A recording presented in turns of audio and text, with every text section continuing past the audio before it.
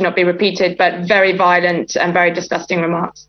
So are you saying that on social media, a frenzy was drummed up against the Hindu community, and then there was an organized attack subsequently? Absolutely.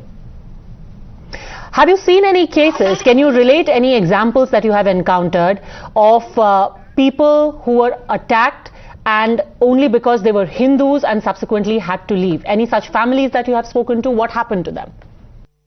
The young men that were at the Hindu festival on the 4th of September that were then painted out as RSS terrorists on social media, and have since, some of them have gone to live with relatives outside of Leicester, and one of them has not returned to work because he's too scared, and there are reports that their family is not wanting to take their children to school. Of this group, we know that they are not a part of an RSS extremist group in the UK. In fact, yet to find evidence of there being an RSS extreme faction or group existing in the UK.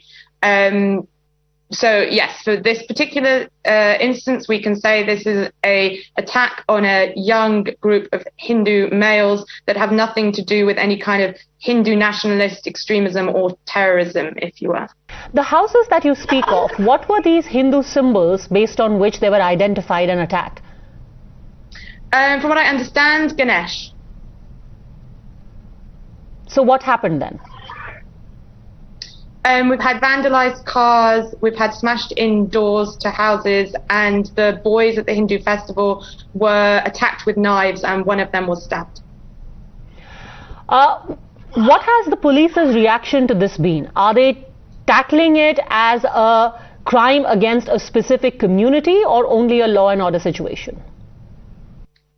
The police so far have released a series of statements calling for peace and community cohesion, but also calling out the misinformation campaign.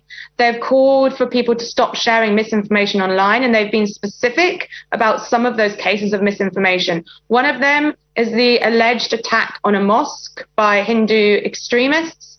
They said that this was verifiably not true, not happening, and to stop spreading this on social media. There was also talk of a young woman being grabbed or kidnapped. The police have also verified that this is not true. So from the police, we so far have these statements of misinformation. We also have police reports and report numbers that have been shared with us. But beyond that, the police don't want to make any clear statements about the different ideologies involved or the religious identities of those involved because they don't want to inflame tensions further. So what are the Hindus doing now for security? What is the guarantee that this doesn't happen again? I don't think I could answer that question for you. I think we need to understand why this tension is growing. I think that we do understand that the anti-Islam sentiment in India has grown over the recent years, and that is causing upset and distress within sections of our Pakistani Muslim community in particular. But we need to be very clear that the Hindu community in the UK, from what we understand, has very little, if anything, to do with what is happening in India.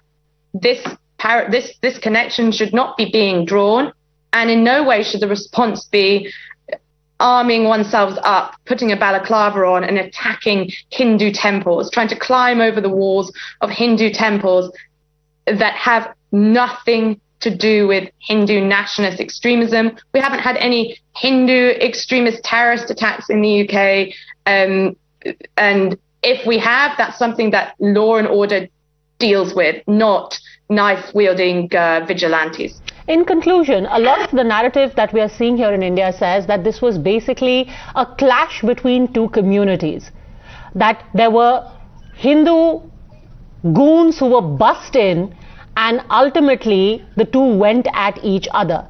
Would you say that, according to your research, this seems to be misinformation? This was more one-sided than a clash. As for evidence as to who was being bussed in, there hasn't been any evidence of buses, first of all. And there hasn't been any evidence of Hindu community being brought into Leicester. It's a very specific community that were marching. They are new immigrants that have come via Portugal, and they have felt that they are being pushed out of the Leicester area. And from what we understand, that is why they were marching. As for the Islamist extremist presence, absolutely, people were coming in cars rather than buses, if we want to be specific, and they were making calls on social media for spaces in cars and advertising spaces in cars for more to attend the protest. In fact, there were roughly 30 in Leicester at one point, and then a call went out saying there's not enough of us here, to which 200 plus then arrived with car sharing advertisement within this group. So that's the evidence we have right now.